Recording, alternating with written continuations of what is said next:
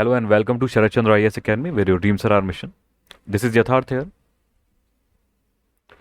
Today we'll be talking about mains issue, food security, and the World Food Day. We'll see this topic, food security or food insecurity, in the view of World Food Day. So this will cater to our prelims knowledge, and this will cater to our mains answer writing knowledge. So we'll see how to write an answer around this, regarding the introduction, the body, the challenges involved, and the way forward as well. And we'll discuss this topic. So I'll also include a complete mind map of this topic as well as important statistical data. We'll see a prelims question around this topic and the connection with current issues, such as the issues which are prevalent in 2023 or 2022. So let's see this all. Okay, first of all, we'll be making a mind map. The mind map to divide any topic, let's say, is that what knowledge we can extract for prelims and what theme or knowledge we can extract from for mains. Alright, in the prelims section, we'll focus mainly on the current affairs, such as dates, themes, or any sort of data, location. Alright, in the mains, we'll see about the themes, such as why is this there, what is the reason, what are the challenges involved in solving this, what is the extent of this, what are the reasons causing this, and what is the way forward finally. Alright, so let's begin seeing all these things one by one. So I'll first discuss with exploring the world food or world hunger map. This is the world hunger map.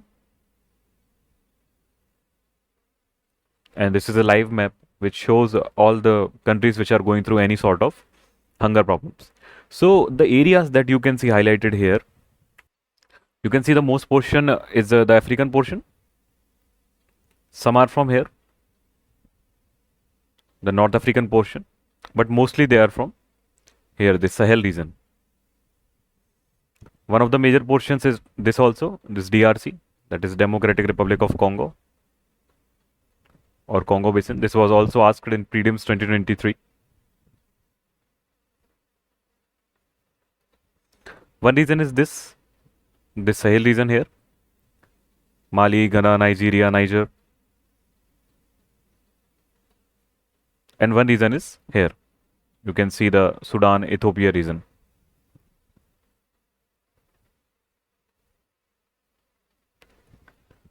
However, the whole country, the rest of the whole country is not going through similar problems. This is pretty much very low. This is the Sahara Desert. Alright, when we move here, we come towards the countries such as Afghanistan, Pakistan. Pakistan is going through a big crisis, as well as the Central Asia. And when we see these countries here, such as Russia and Ukraine, alright, we see a different pattern here. The reasons are different. When we see India, especially, so reasons are different for here, and this is moderately low or moderate hunger here. Not as extreme as some reasons in the Middle East, such as here, Syria, Lebanon, etc. But not as low as some parts of the other countries or our neighboring countries, let's say.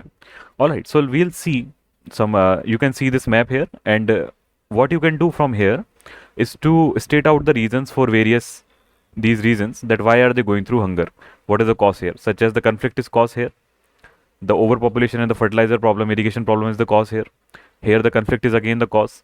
Alright, so you can make a map in your notes and limit out the reasons for various hunger problems. This is the data here, that 0.71 billion total number of people with insufficient food consumption, and 17 is the number of countries with very high levels of hunger.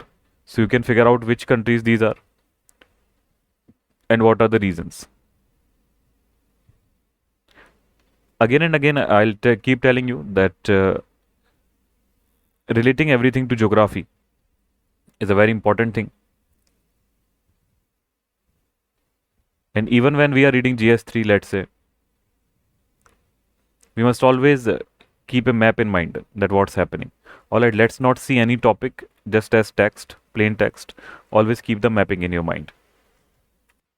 So now let us move forward to see why we are discussing this topic at all. So the topic is about the World Food Day. So the World Food Day is celebrated on October 16th every year. So this is a fact for prelims. You can note it. The emphasis of the World Food Day celebrations every year is on the furtherance of the food security all over the world. So we are talking in a simple manner about the global food security. So this will be our topic for today. Okay, across the world there are thousands of people who suffer from hunger, and we need to do more to raise awareness to combat the problem of starvation. So this is the ultimate result of any sort of food insecurity, the starvation, which is lethal and give rise to various diseases such as malnutrition, many conditions. The WFD can also be leveraged to raise awareness about the healthy diets. Several organizations around the globe celebrate the World Food Day, including the International Fund for Agriculture Development and the World Food Program, WFP. We'll be talking about this. Whenever you encounter any organization here, just open your notebook and make a paragraph about it, or make a rectangular note about it. The such and such it was organized or founded in this year. These are its programs in India, and these are its members, etc. Okay, let's now come to the history.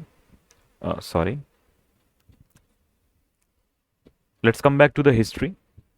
So the World Food Day was established in 1945. So this was a major year, 1945. The Food and Agriculture Organization, a specialized agency of the United Nations. After the end of WW2, many things were happening at that time. So after 34 years, it was recognized as World Holiday at 20th FAO conference in November 1979. Following this, 150 countries proceeded to celebrate this day after it gained its official recognition by the United Nations. So since 2014, the World Food Day has been used to promote the idea of feeding the world and eliminating poverty in rural nations. In recent years, the World Food Day has used its annual day of celebration to focus on different aspects of food security, such as agriculture, including fishing communities, climate change, and biodiversity. Moving forward, let's see for the World Food Day 2023. So what is the theme this year?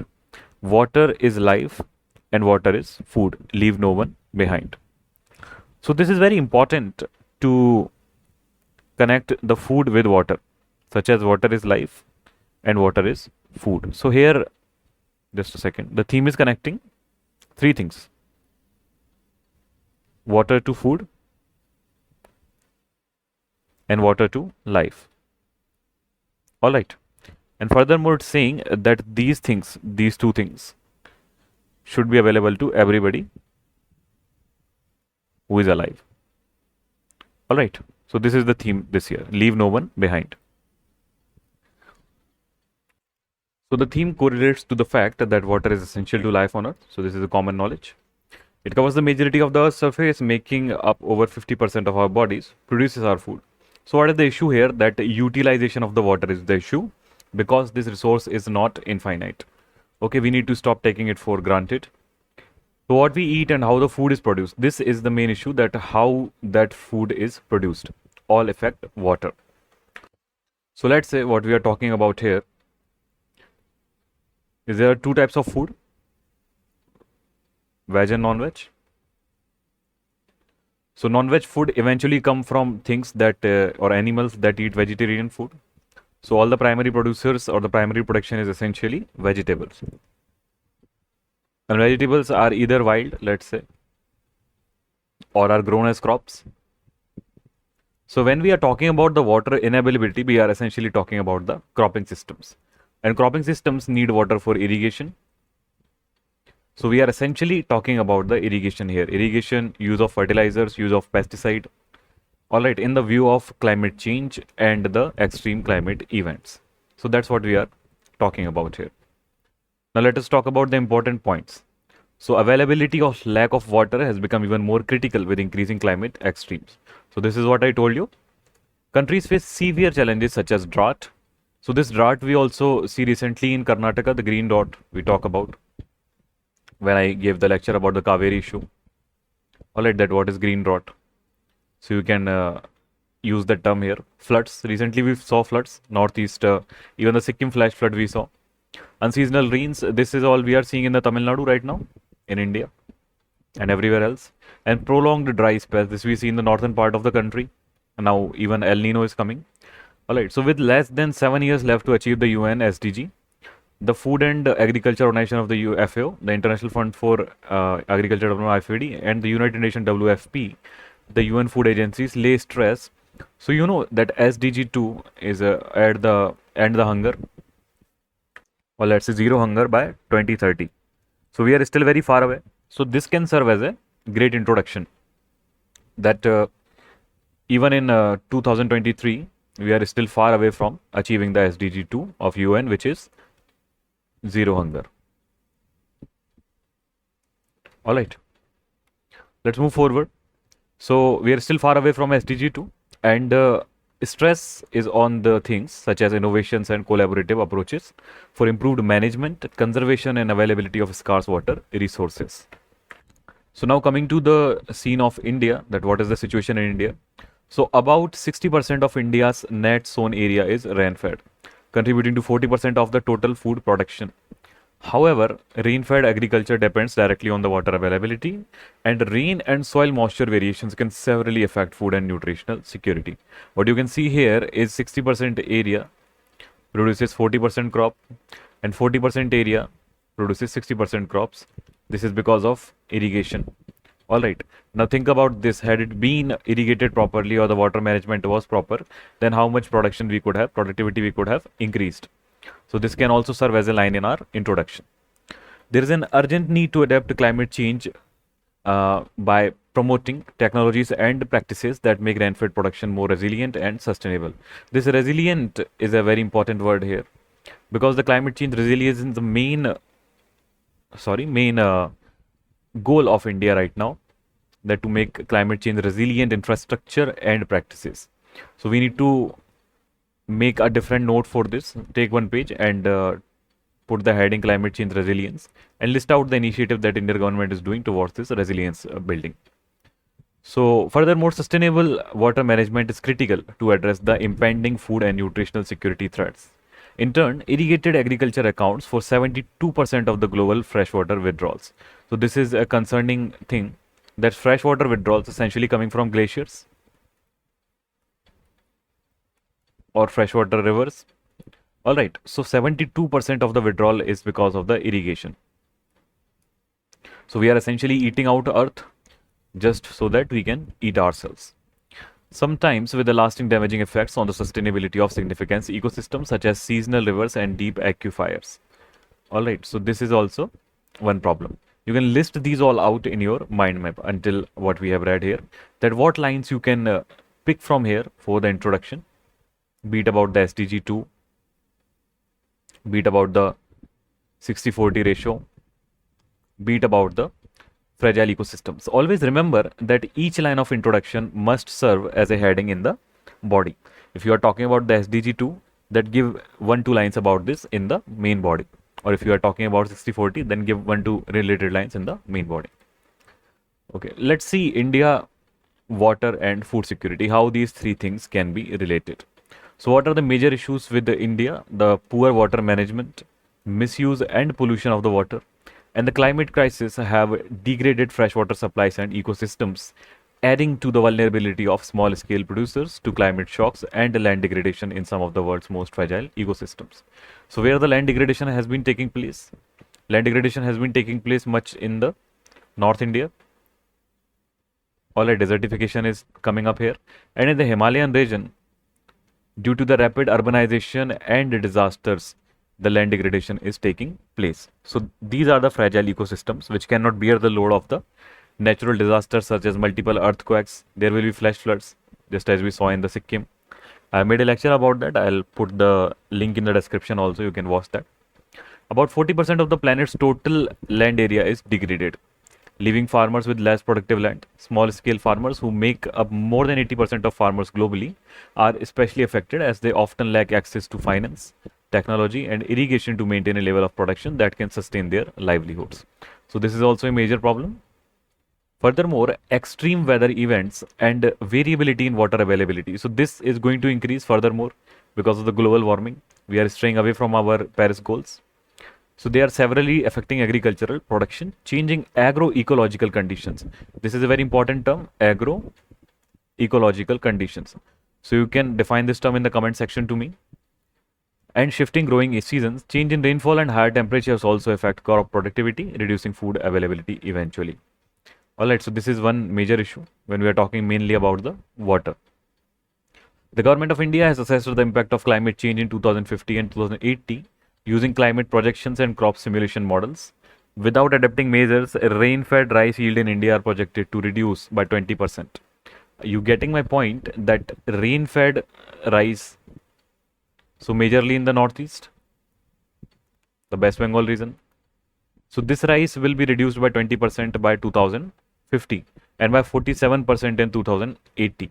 While irrigated rice are projected to decline by 3.5% in 2050 and 5% in 2080.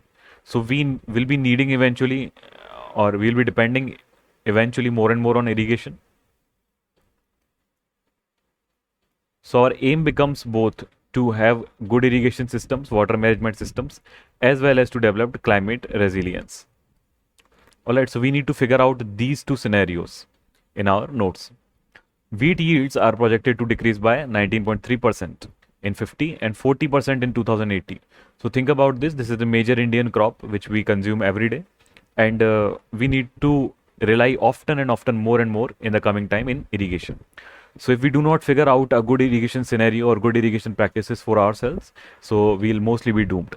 While Kharif maize yields could decline by 18% and 23%. In every scenario, climate change without adequate adaptations measure reduces crop yields and lower the nutritional quality of produce. So this is a major point. This can be used in the introduction and body as well.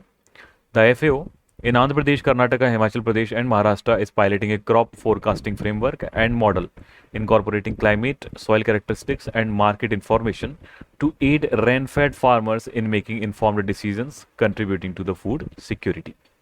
Alright, so this is about the Indian scenario. Furthermore, irrigation can also be an effective measure to make agriculture more resilient. So this we have already talked about. These were one of the two things that we need to co-develop. One is better irrigation practices and one is better climate resilience. So now we are talking about the irrigation. So and in most cases enable farmers to transform their livelihood by growing, consuming and selling high value crops such as nutritious fruits and vegetables. When we are talking about nutritious fruits and vegetables, we must also not forget about the millet mission. Okay, so millet mission will also help us in reducing the food security. So in this context, the WFP supports soil and water conservation, the building or fixing of irrigation canals, dams, ponds and dikes, as well as flood barriers through flood assistance in exchange for labor. Alright, so this is one major thing. So in 2021 alone, 8.7 million people across 49 countries benefited directly from such support. So one of these supports was carried out in India also by WFP related to the irrigation. We'll understand this all in a mind map later also. So similarly, IFAD supports Indian states in leveraging the Mahatma Gandhi National Rural Employment Guarantee Scheme, that is NREGA, through safeguards during design and planning and encouraging participatory institutional development. IFAD ensures that micro irrigation infrastructure is environmentally and socially sustainable and financially viable. Alright, so what we need to see here, just a second, that we figured out the extent of the problem, we figured out the reasons, we figured out that what can be the future if the present problem continues. We are also seeing which organizations are supporting towards a way forward. And essentially what we have to do, be resilient as well as focus on better water management practices.